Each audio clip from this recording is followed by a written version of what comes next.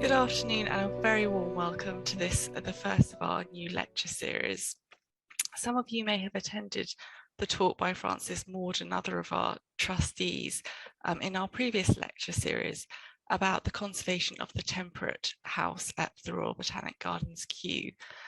If you missed it, it is available online on our website. His talk has inspired our new lecture series, which is all about botanic gardens across the Commonwealth. And today, in the first of our new lecture series, I'm delighted to introduce Dr. Kate Telcher, a cultural historian and writer who will talk to us about the Palm House as technological triumph and botanical spectacle. She will also explore its links to other botanic gardens across the Commonwealth, artfully setting the framework for the rest of our series. Kate is an emeritus fellow of the School of Humanities at the University of Roehampton, an honorary research associate of the Royal Botanic Gardens, and fellow of the Royal Historical Society. Her talk today draws on the material in her recent book, Palace of Palms, Tropical Dreams and the Making of Kew, but it brings in other information into this talk, which has been specifically prepared for the Commonwealth Heritage Forum, for which we're very grateful. If you have any questions for Kate that come to you during her talk, please do pop them in the chat at the bottom, as Rachel mentioned. And at the end of the talk, there'll be an opportunity to ask questions, or I will ask on your behalf any that are in the chat. So without further ado, I'm thrilled to hand over to Kate. Thank you very much. I'm just going to share my screen, I hope.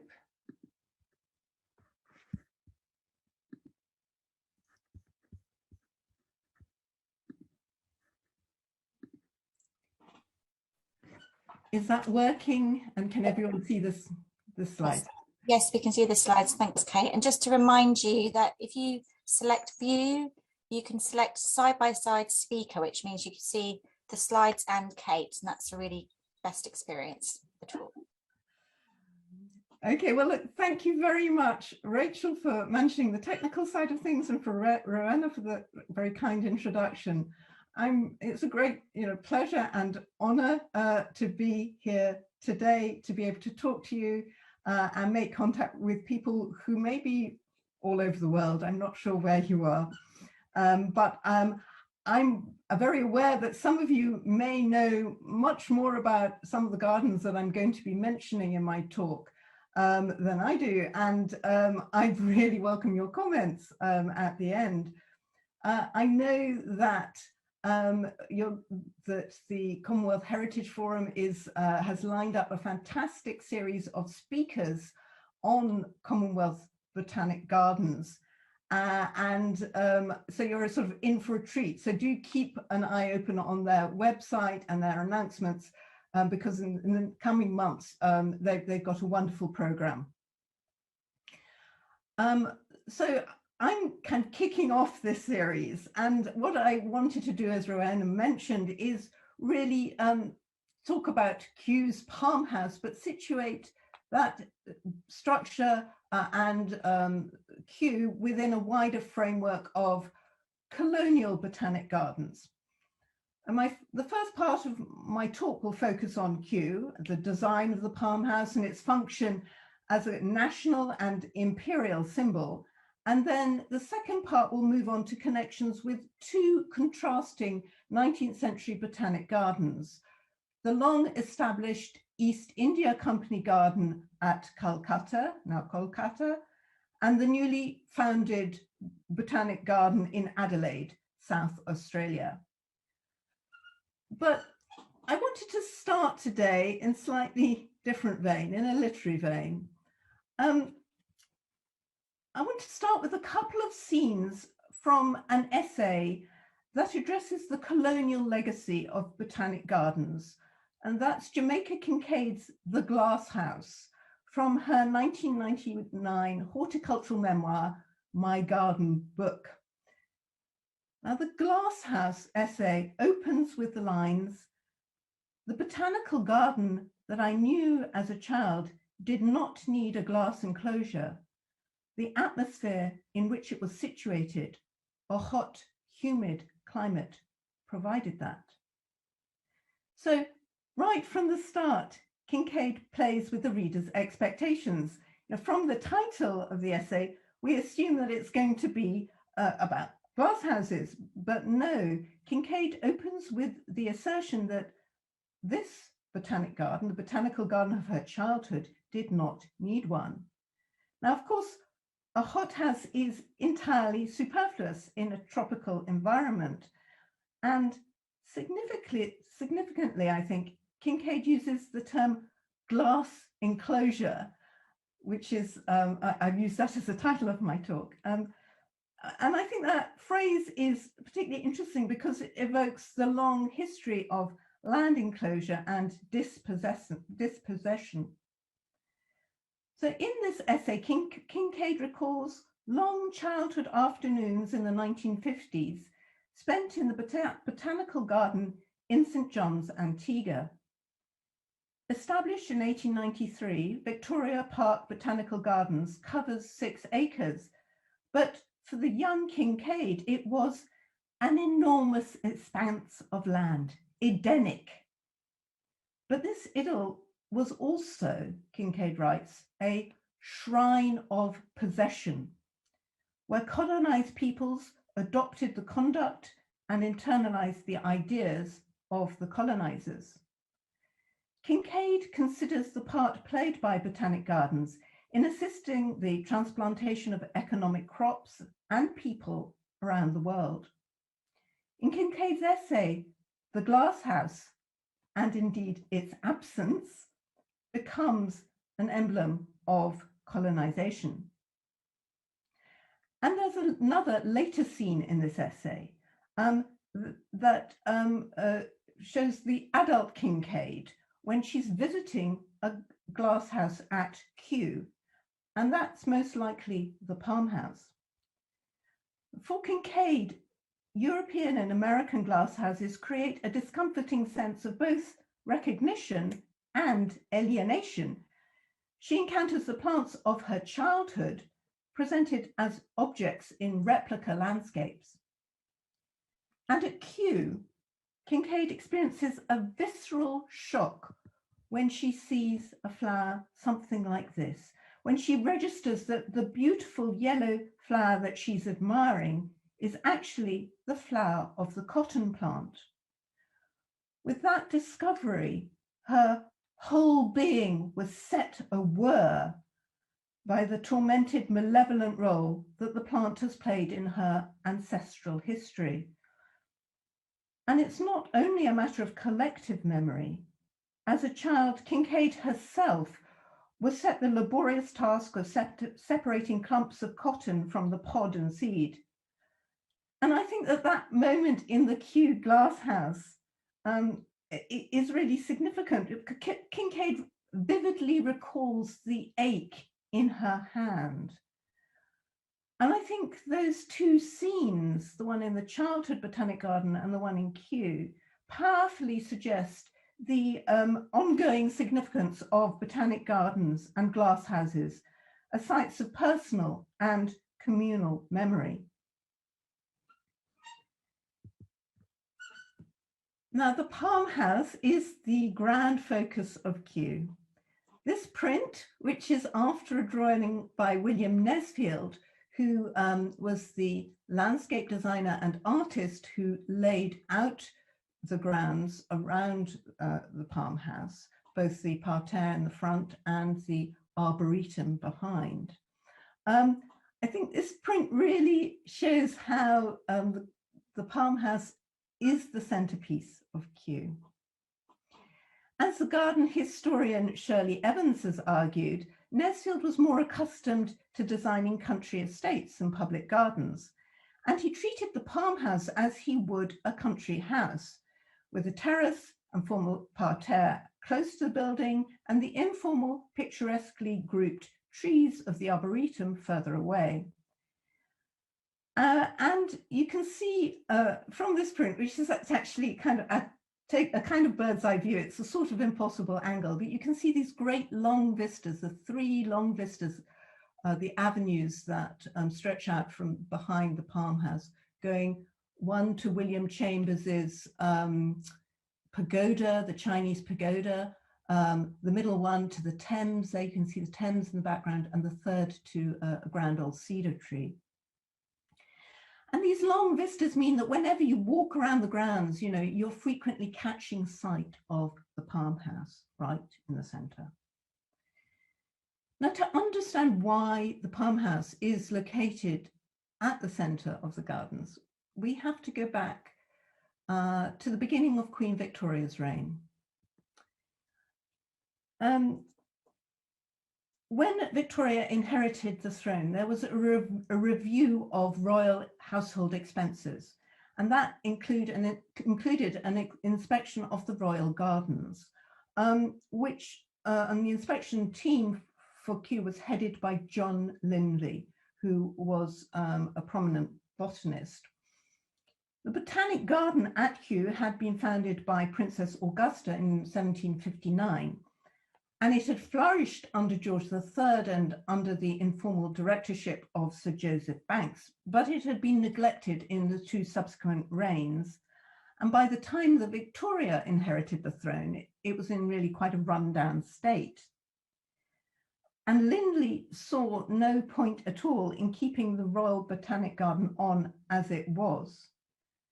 To his mind, it was a disgrace that Britain, unlike other European states, and I think he had in mind particularly France here, had no publicly funded botanic garden.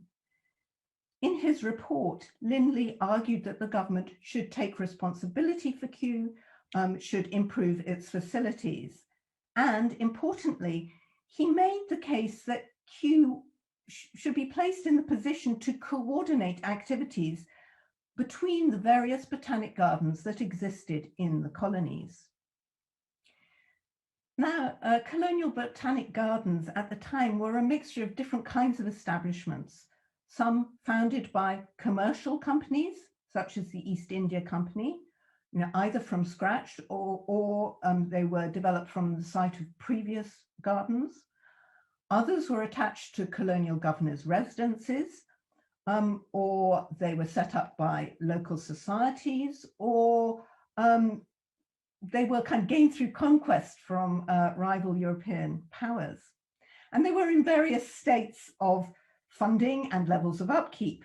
The largest of all was the Botanic Garden at Calcutta, founded in 1787, and it was much bigger than Kew Botanic Garden. The actual Botanic Garden at Kew was very small. It was only 11 acres, whereas Calcutta was 310 acres in extent, and it had a very well-paid superintendent. Colonial botanic gardens were used for a range of scientific, economic, and social purposes: to acclimatize plants sent from Britain and other colonies, to grow economic crops, to distribute plants and seeds to settlers, to supply food and flowers for the governor's table, and to provide a civic amenity where people could walk and take the air. They were sites for the study of local flora, with libraries and herbaria, which are kind of reference collections of dried plants. And they sometimes had schools for local artists to make botanical drawings. But in Lindley's view, the utility of colonial gardens was very much diminished by the want of some system under which they could be regulated and controlled. He envisaged Kew at the head of a system of colonial gardens, able to coordinate activities, transplant useful plants, and circulate information. So he writes, a national botanic garden would be the center around which all those minor establishments should be arranged. They should be all under the control of the chief of that garden, acting in concert with him and through him with each other, reporting constantly their proceedings, explaining their wants, receiving their supplies, and aiding the mother country in everything that is useful in the vegetable kingdom. And then he lists all the various areas that would benefit from this. And throughout the 19th century, Lindley's grand vision of a centralized system of colonial gardens remained the aspiration of directors of Kew. But it was never fully realized. Information, plants, and people moved between colonial gardens. Funding was supplied or withheld by colonial governments, and Kew was only ever really in the position to advise rather than control. But by the end of the 19th century, with the development of a very sort of bureaucratic colonial administration, the number of colonial botanic gardens and smaller botanic stations had expanded massively. The historian Eugenia Herbert has calculated that there were 10 active botanic gardens at the start of Victoria's reign and 126 at the end. However, at the time that Lindley submitted his report, none of this was considered terribly important. In fact, his report was ignored. It was shelved for a couple of years because the Treasury was really rather unwilling to take on the expense of a botanic garden.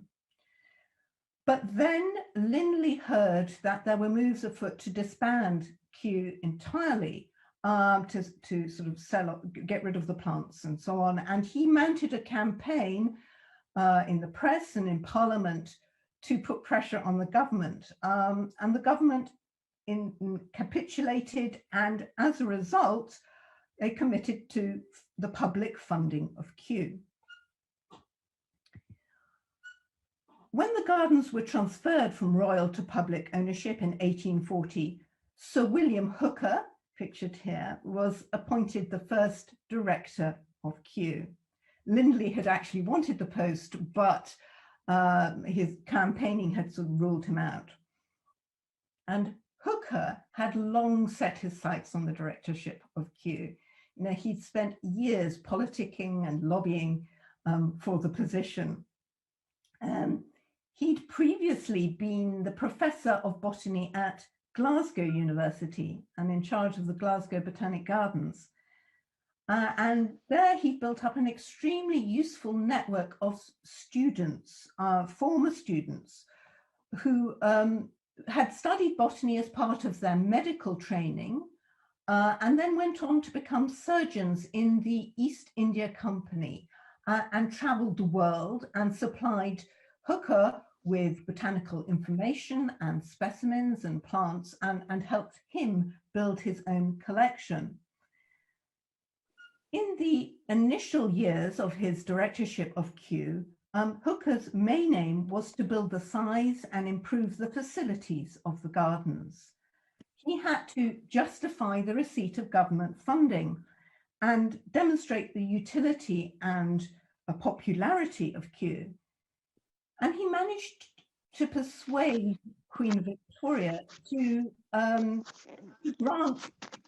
expand the gardens, to grant successive plots of land from the adjoining royal gardens. And you can see on this plan the original site of the Botanic Gardens, which is highlighted in yellow, and all the other plots of land that were gradually accrued to the Botanic Gardens, so that they expanded to almost the size that they are today.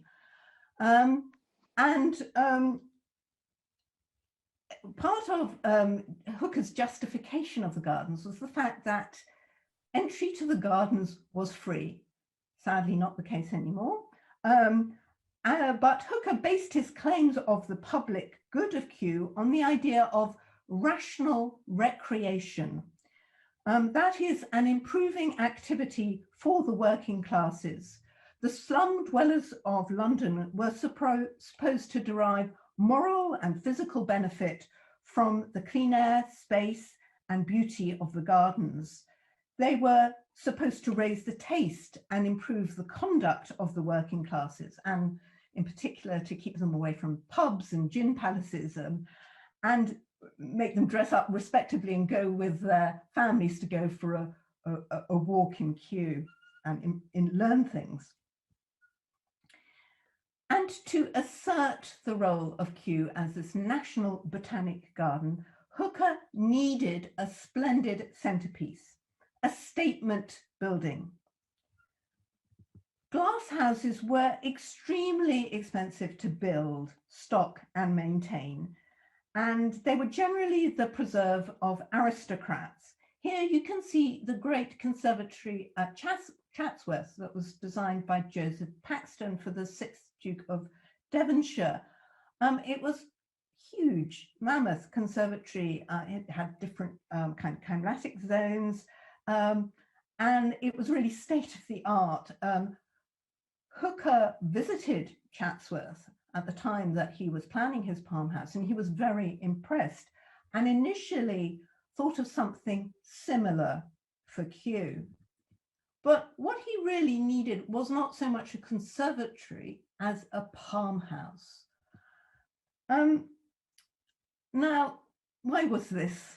Well, palms commanded unrivaled prestige. The Victorians inherited the idea that palms were the princes of the vegetable kingdom from the Swedish naturalist Carl Linnaeus. They outclassed European vegetation in terms of regal grace and utility. Palms were seen as supremely bountiful, celebrated as sources of endless natural resources: oil, wax, dates, toddy, sago, nuts, fibre, thatch, wood, the list goes on and on. But in 19th century Britain, 2 oils derived from palms were particularly important. That's coconut oil and palm oil. They were used in the manufacture of soap and of candles, and palm oil was particularly important as a mechanical lubricant on the railways, and this was of course the period of the great expansion of the railways. And indeed, in the mid-19th century, imports of palm oil shot up, and we can date our current dependence on palm oil back to this moment in the mid-19th century. So Hooker wanted a palm house, and he set about commissioning one that would raise the status of Kew. He was approached by Richard Turner, a Dublin iron founder and self-taught engineer. He was desperately eager to secure this contract, so eager that he tendered very low for it. You can see him in this image on the left. He's got a sheaf of plans in his hand, and that's really typical because he always had sort of schemes on the go. He was very energetic and inventive, and full of energy. And you know, when I started to read around and research this, and I started to read Turner's letters, his voice really leapt off the page at me. Now, his letters were full of kind of multiple underlinings and exclamation marks, and you could really feel his energy and determination to secure the contract and build a wonderful, perfect palm house. So he was really inventive, had driving ambition, a great salesman, but a very poor businessman. On the other side of this slide, you can see Decimus Burton, who was the architect, a very well-connected establishment figure who was responsible for managing the project and indeed for managing Turner, and responsible for the pared down functional form of the palm house as we know it today. But during their lifetimes, and then actually for a century after, Turner's role in the design of the palm house was largely unacknowledged, and the building was routinely attributed to Burton, whose professional and social prestige as an architect far outclassed that of an Irish tradesman.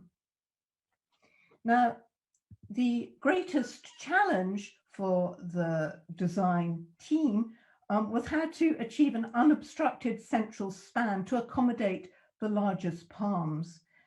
They devised a way to span what at the time was an unprecedented width of 50 feet or 15.24 meters, with just a single row of columns on either side. And that opened up the interior space to wonderful effect. The aisles would be 25 feet long by 25 feet high, at 7.62 meters. And the curves of the roofs would echo each other. With such strong geometry, the building would be very beautiful. I do believe, Turner wrote to Hooker, it will be as near what might be termed perfection as we can expect to almost ever arrive at.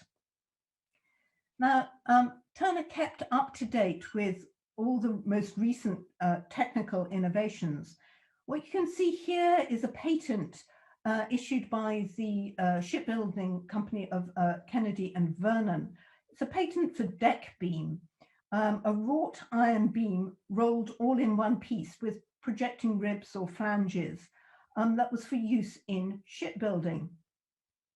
Turner's attention was particularly caught by the bulb T, which is figure 27 on the plan, the large design on the patent. Now, with the instinct of an intuitive engineer, Turner made the imaginative leap between ships and buildings. And in this, he showed remarkable prescience because the bulb T was a predecessor of the I-beam, which was to become one of the most commonly used building elements. And Turner was really the first person to grasp its structural potential. But he had to devise a way to weld the sections of deck beam together to form single ribs, and also devise a new machinery to do this, and advancing through trial and error, and it all took a long time, but he had to devise new manufacturing processes. The Palm House was one of the earliest prefabricated buildings. And was constructed from thousands of individual components made at Turner's Dublin iron foundry and shipped to Kew and erected on site by an Irish workforce. Each element had a dual function, both to bear the structure and support the exterior shell. At the lower level, the central portion consisted of a series of half arches of wrought iron.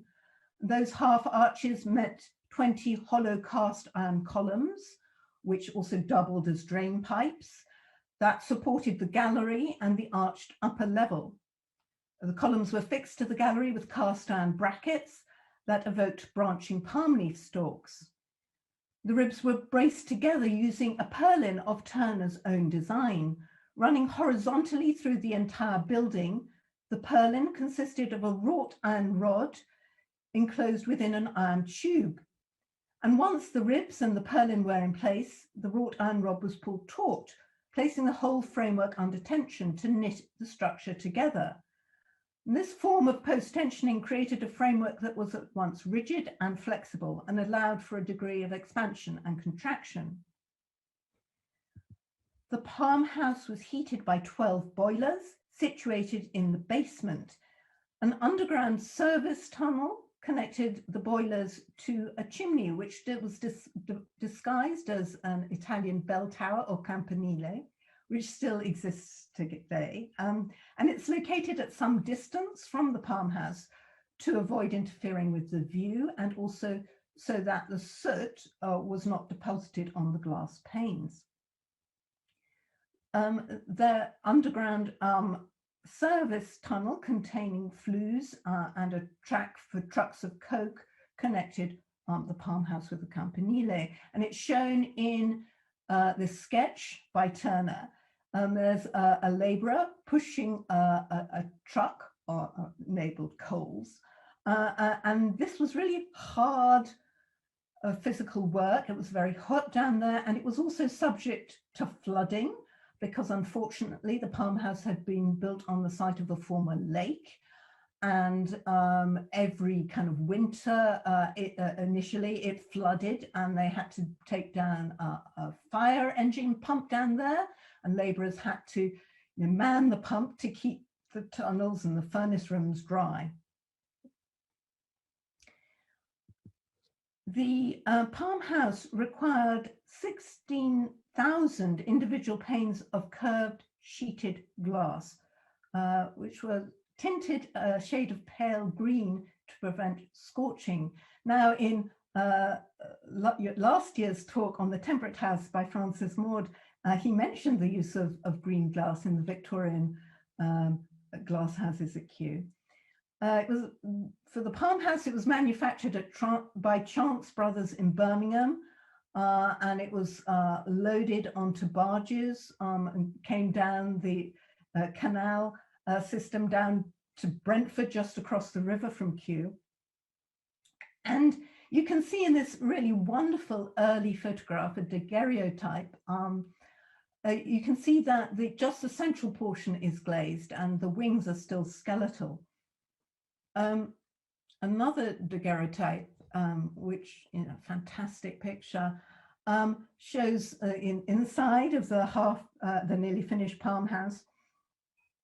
You can see the grand archways, the great span, and, you know, I think you can make out there the elegance of the spiral staircase. Originally, there was only one spiral staircase, and then when it opened, pressure of visitors was so great they had to add another. It was a hugely expensive project. It cost over £30,000. It took too long. The government granted finance in tranches, and there was always a possibility that only the central portion would actually be built. That's what happened to the Temperate House later on. For 30 years, only the central portion existed, and the wings had to wait until finance was available. In pursuit of perfection, Turner dug deep into his own pockets for all his sort of innovations, and kept on, you know, modifying the plans. He estimated too low and brought himself to the verge of bankruptcy.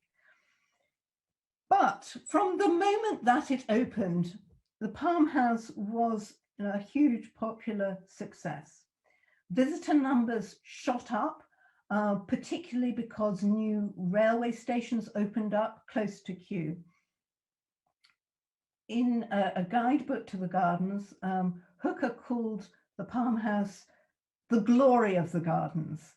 And I think you can see something of that from this wonderful print from the Illustrated London News. As you can see, the Palm House staged this fantastic tropical fantasy. You've got to imagine that the ironwork was actually painted a shade of dark green, not the white of today. I think Francis Maud mentioned that this was also the case in the Temperate House. So it was green, very green inside. And the structure then kind of wonderfully echoes the natural display, with the columns doubling the palm trunks and the arches echoing the curves of the fronds. 19th century guidebooks suggested that the gallery, which is just highlighted in that detail, the gallery was the place that you should ascend for a spot of, for a moment of tropical dreaming, where you would be transported to distant climes. And the Palm House was stocked with plants supplied by Colonial Botanic Gardens, by palms, of course, but also by tree ferns, cycads, bananas, flowering creepers. They came from all corners of the globe. There was a small banyan tree that had to be kept in check because, as Hooker noted in his guide, a well-grown tree of this would alone fill the entire palm stove. And we'll come back to banyans in a bit, but that specimen was most likely supplied by the East India Company Garden at Calcutta, which was by far the greatest contributor of plants to the Palm House. Over the course of 10 years, Calcutta sent Kew some 500 plants of the rarest and most valuable description. Now, throughout the 19th century, Kew's Palm House was celebrated as an engineering marvel and a tropical wonderland. The variety of plants on display evoked the extent of empire. And I think that this rather wonderful print from the Sunday School Hive, which was one of the many evangelical magazines for children, I think this print really captures that sense of triumph and power. I want to stop directly talking about the farmhouse there and move on away from Kew to discuss the design of some of these colonial botanic gardens in two contrasting climatic zones. As Jamaica Kincaid noted in her essay with which we started, hothouses were not required in tropical botanic gardens. Planting and landscaping could achieve a much more dramatic effect. In 1885, the British Army officer and writer Major Henry Knowles declared that Hong Kong Botanic Garden was without equal in the world. Take the hothouses of Kew and Chatsworth as marionette imitations, mere children's playthings in comparison. Think of acres of green slopes covered with flower beds and flowering shrubs, shaded with giant palms and towering coconut trees with banyans, and you see the list goes on and on. From the vantage point of the British in India, in Calcutta too, the Kew's palm has appeared somewhat absurd in comparison with the vegetation of India. It must charm a native of the East, wrote David Lester Richardson, who was a poet and professor of English at Calcutta. It must charm a native of the East to behold such carefully cultivated specimens in a great glass case in England of the trees called by Linnaeus the princes of the vegetable kingdom, which grow so wildly and in such abundance in every corner of Hindustan. For Richardson's hypothetical Indian traveller, the palm house appeared like a great glass case. And that's most likely a reference to the closed glazed cases invented by Nathaniel Bagshaw Ward to transport plants on long sea voyages.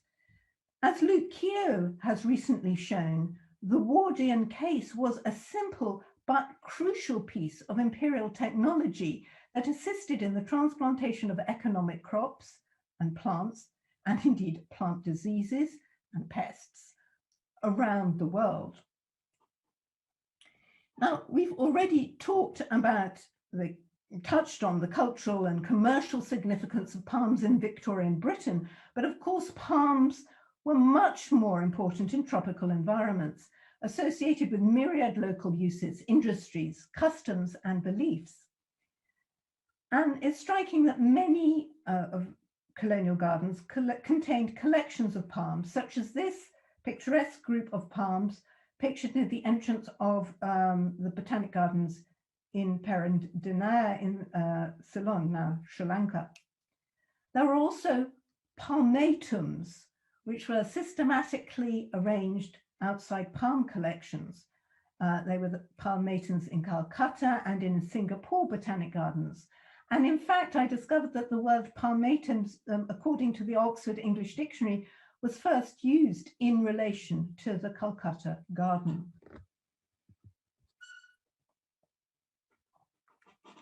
In Calcutta, the superintendent, George King, at some point probably in the 1870s, also constructed an octagonal iron-framed palm house with a central dome 50 feet high, 15.24 meters high, which, as you can see in this photograph, and it might be a little difficult for you to make out, but as you can see, it remains to this day.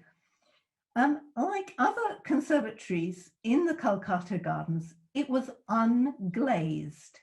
It was intended for shade and for moisture rather than heat. And interestingly, it was the design was a cultural hybrid. It was based on the thatched roof structures used in India for the cultivation of betel leaf for palm. Now, the iron framework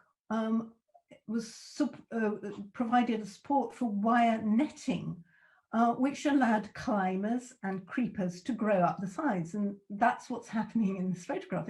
It's covered in creepers. The roof was loosely covered with a grass thatch, which provided shade but allowed light and rain to enter. The horticulturalist James Herbert Veitch, who visited in 1892, praised this conservatory as one of the finest octagons that I've seen in or out of Europe. And he was charmed by the display. Rarely have I seen a prettier sight than the interior of this place, with its winding walks and low rockery edged beds. All kinds of what we call stove plants, that's hothouse plants, palms and ferns, most tastefully arranged, grow with extraordinary freedom.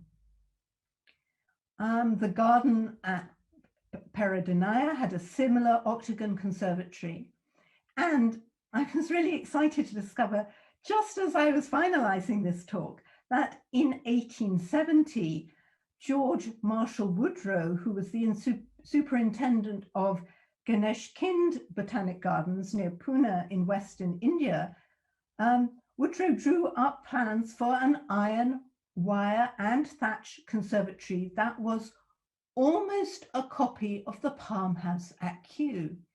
And I was really excited and intrigued by this reference in a letter.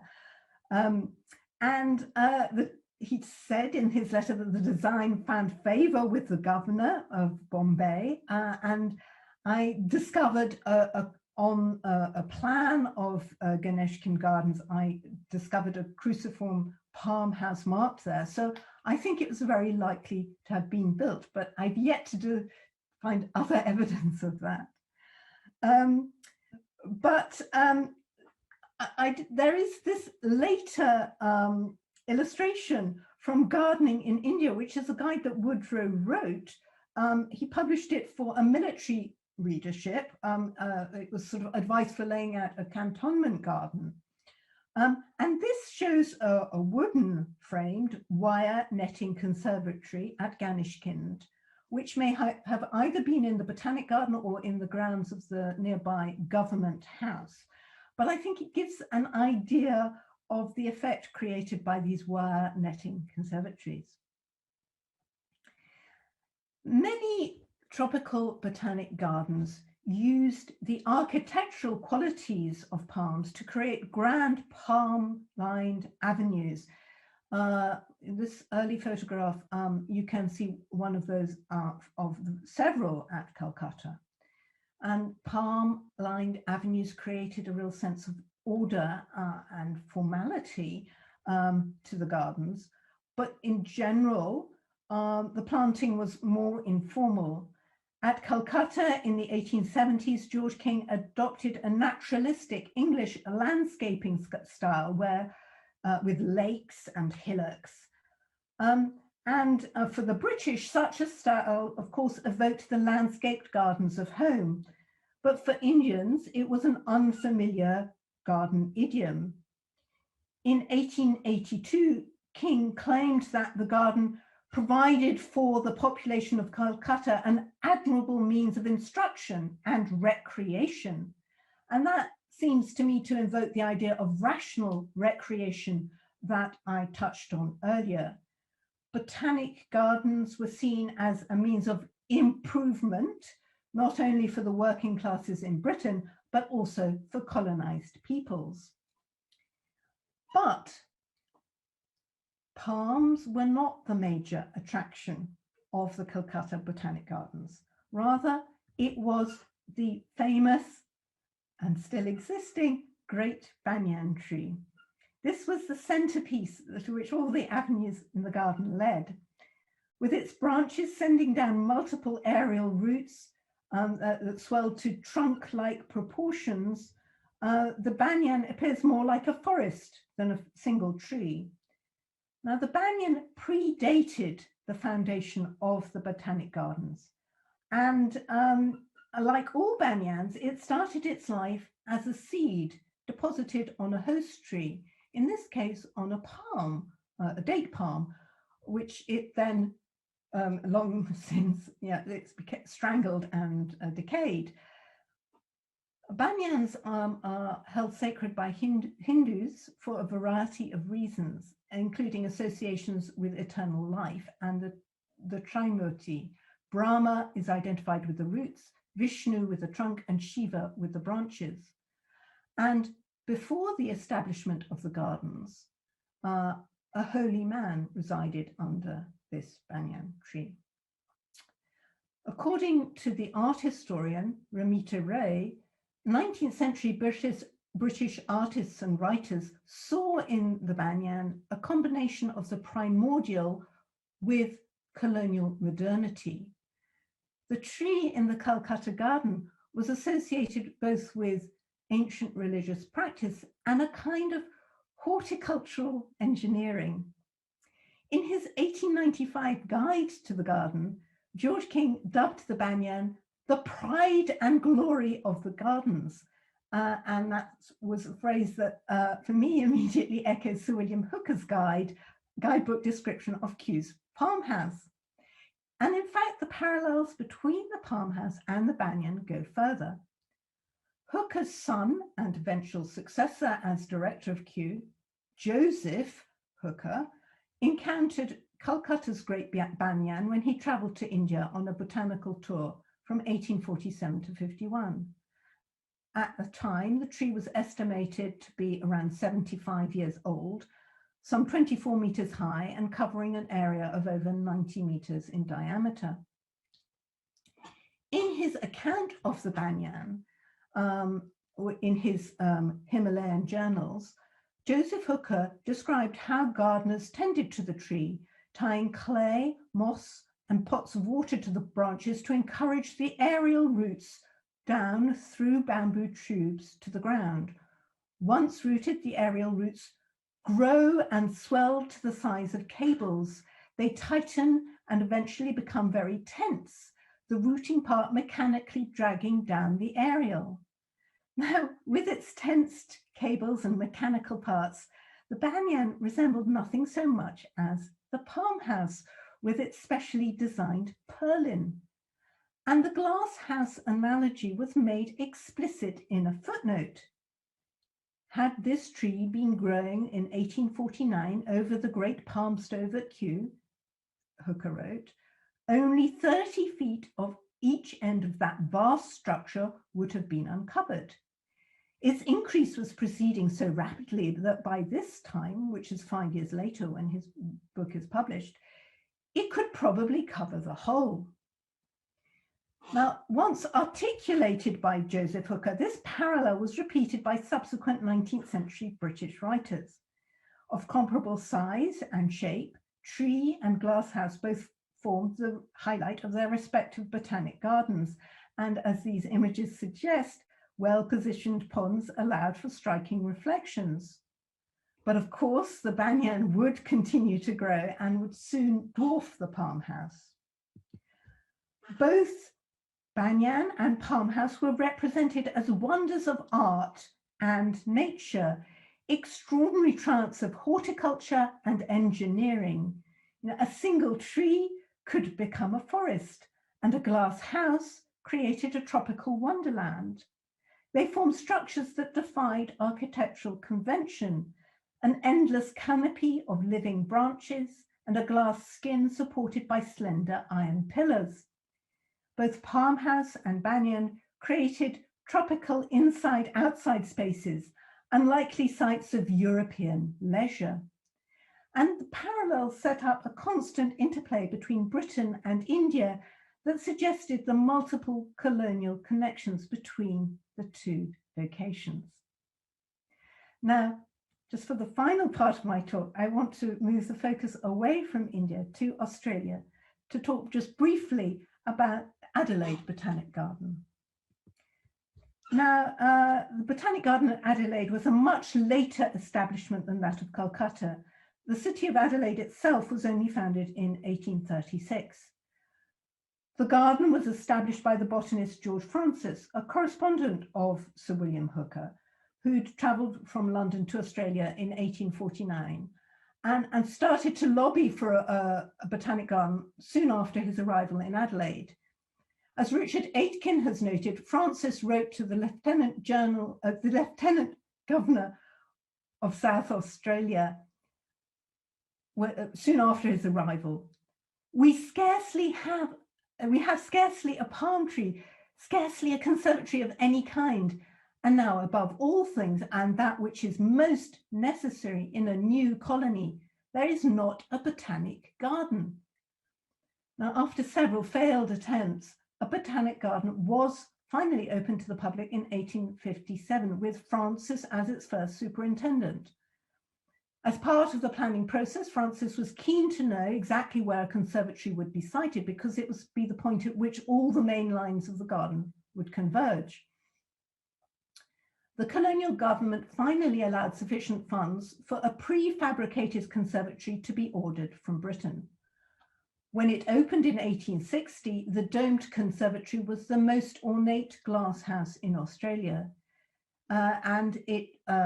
Inside it were cultivated palms, bananas, and other tropical plants, and it survived until the mid-20th century.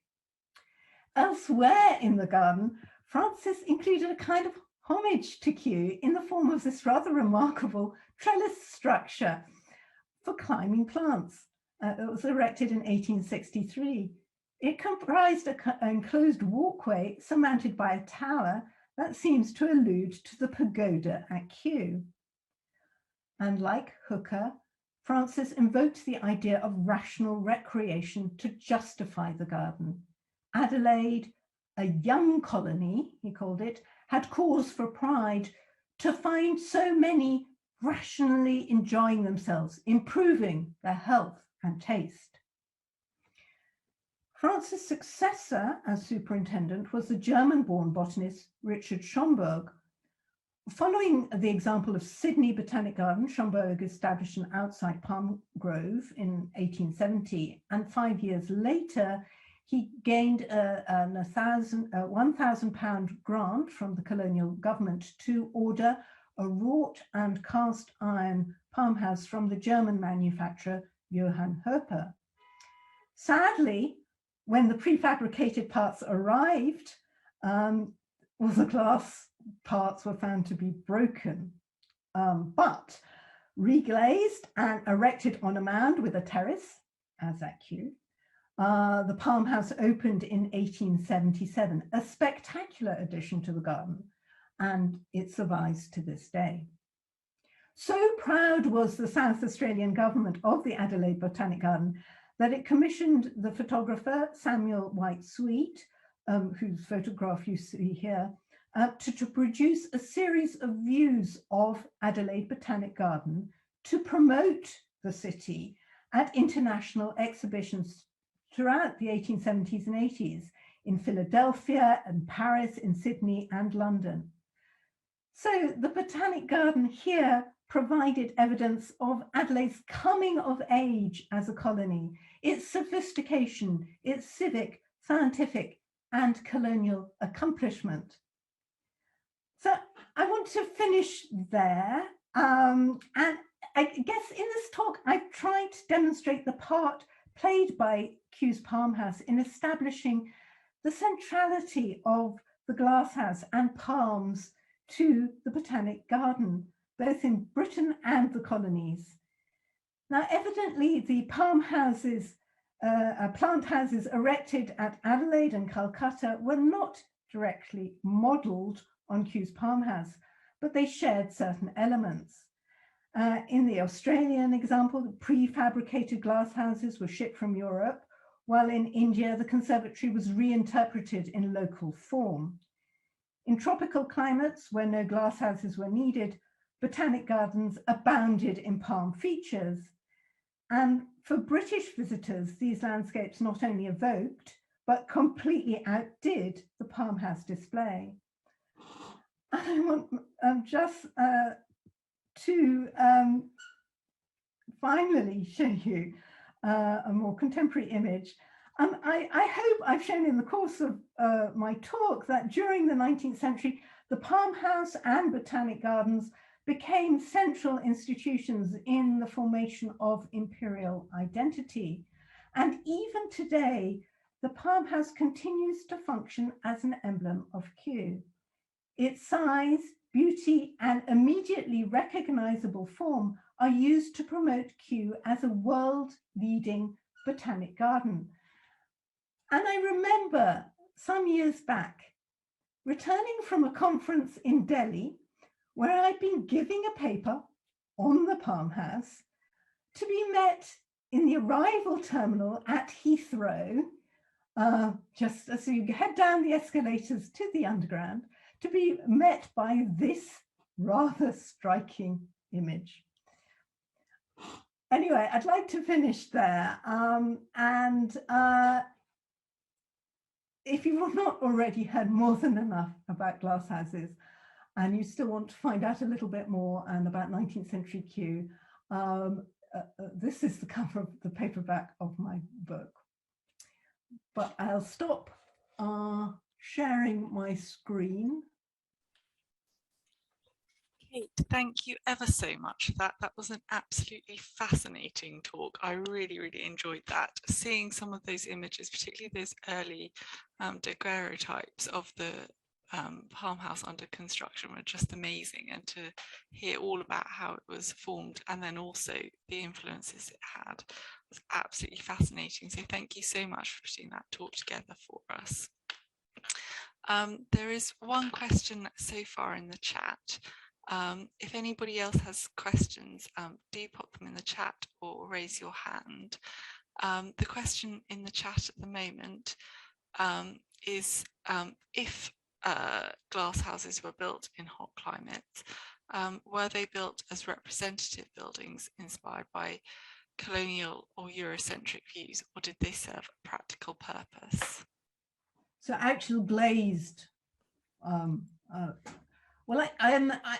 I hope I've shown that there's that at that period there weren't glazed houses in the colonial botanic gardens in tropical climates because they weren't really required.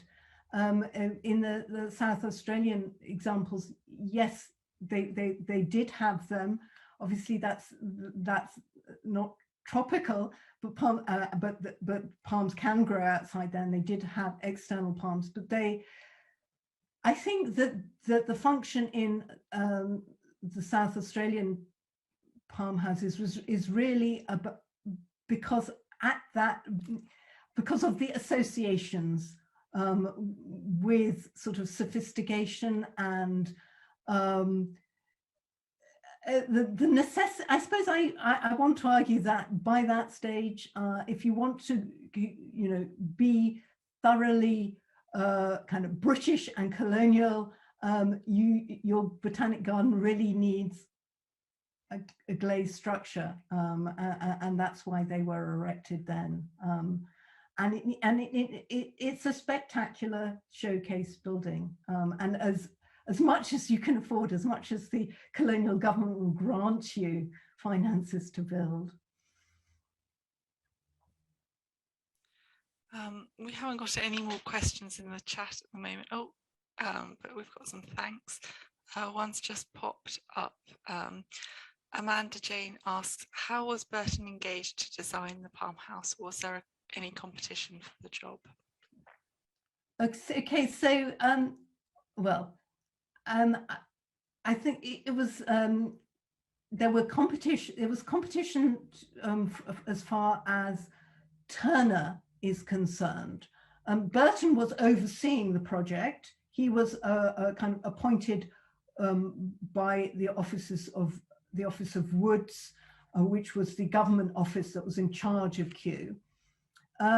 So he was appointed by them, and he'd done work for them before. to oversee the project, and it was Turner who had to tender for it as both as a contractor and a designer.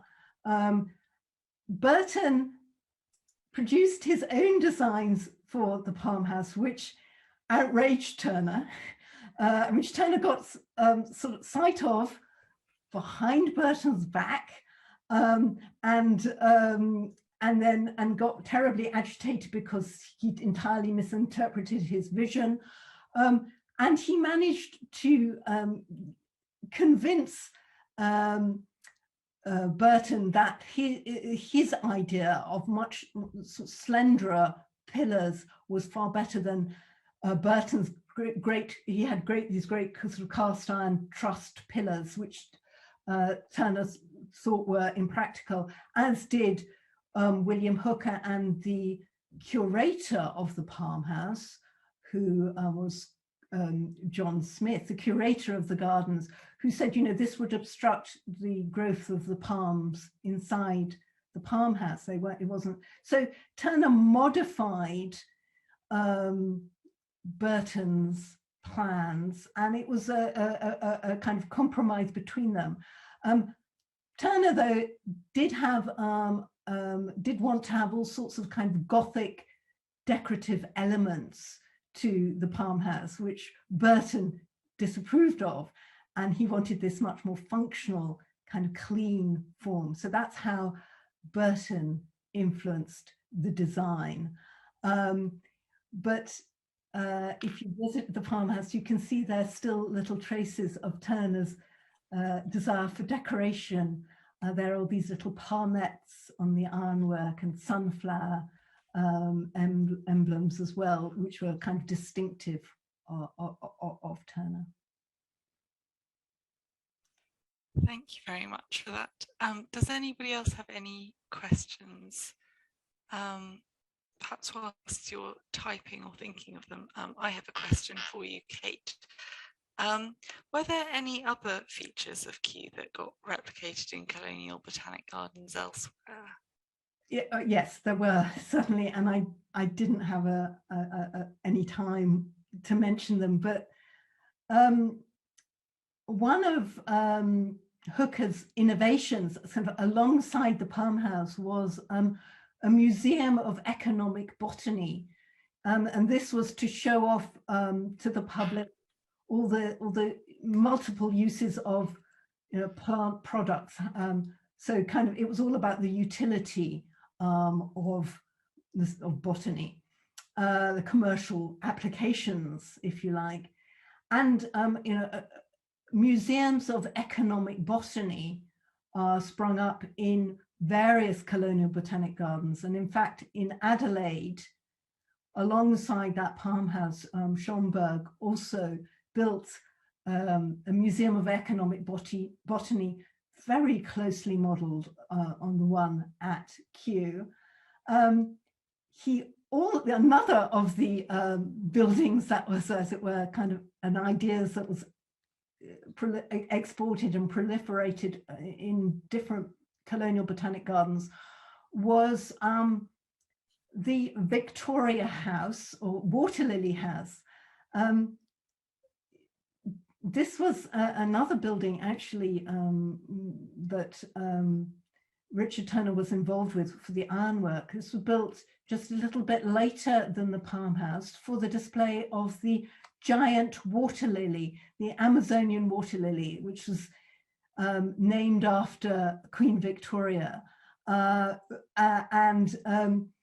It was one of the great set pieces of kind of botanic display, the giant water lily, and a special Victoria House was constructed for it, which still exists just next door to the Palm House at Kew. And in Adelaide, Schomburg, who happened to be the brother of another Schomburg who actually had been responsible for sighting the Amazonian water lily in what was then British Guyana. He'd been on an expedition there himself too.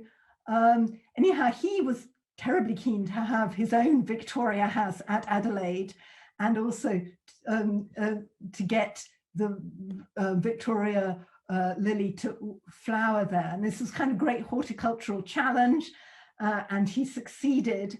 And that was, you know, a huge draw for the Botanic Gardens. It was a real event in Adelaide when the Victoria regia water lily bloomed. Lots of people flocked to the gardens, as indeed they had flocked to Kew when the same thing happened to Kew.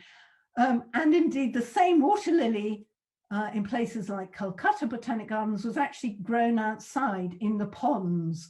So, you know, the plant the seeds of the plant sent all around the Colonial Botanic Gardens, and it became these great sort of showpiece plants, and sometimes there were buildings to go with it. They especially heated ponds to grow them in. Well, thank you. It's absolutely fascinating to hear about all the links between them. One last call for any questions. Oh, we've got one. Was there a strong preference for decorative varieties of palms at the start? Well, decorative, but also useful. I mean, one of the things that Hooker did in his guidebook was to kind of point out all the useful economic plants that were on display, both in his palm house and in his Museum of Economic Botany. So you had examples of coconut palms and you know they're and oil palms. They're all pointed out. But yes, they are, you know, they are great showstoppers, and they are. So I think they're valued for beauty and utility.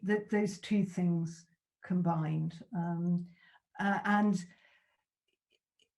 I think particularly in the palm house, you know, you really see them tremendous effect when you do go up into the gallery. And you can do that's obviously still there, and look down onto those palms and those fronds from above. It's really, you know, a spectacular sight. And sorry, there was a second part to that question, which was about whether there were any edible exhibits as well. There were edible exhibits, not that you were allowed to eat them. Mangoes, for instance, not to talk about palms for a moment, but mangoes, for instance, were grown in the palm house at Kew, but they were protected from the public. They were in little muslin bags so that you wouldn't filch them.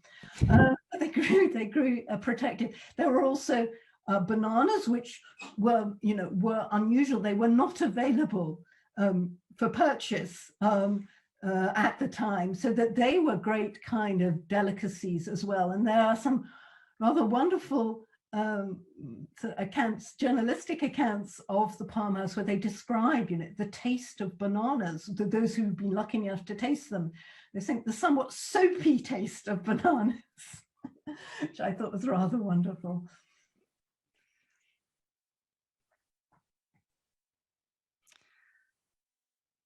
Any more for any more? If nobody has any more questions, then it just remains me to say once again thank you to Kate on behalf of the Commonwealth Heritage Forum, and for on behalf of all those listening. There are several people who've been expressing their thanks in the chat. I'm sure that everybody here has really enjoyed it. We certainly appreciate you putting in all the time, Kate, to preparing the talk. It was absolutely brilliant, and I've certainly learned a lot. Anyone in the audience, if you would like to learn a bit more about Botanic Gardens across the Commonwealth, then do join us for our subsequent lectures. More information will be appearing on our website shortly about those. And do join the Commonwealth Heritage Forum. We are a members organisation, so do join us and support us in our work in promoting heritage across the Commonwealth. So thank you once again to Kate. And thank you to everyone who joined us this evening.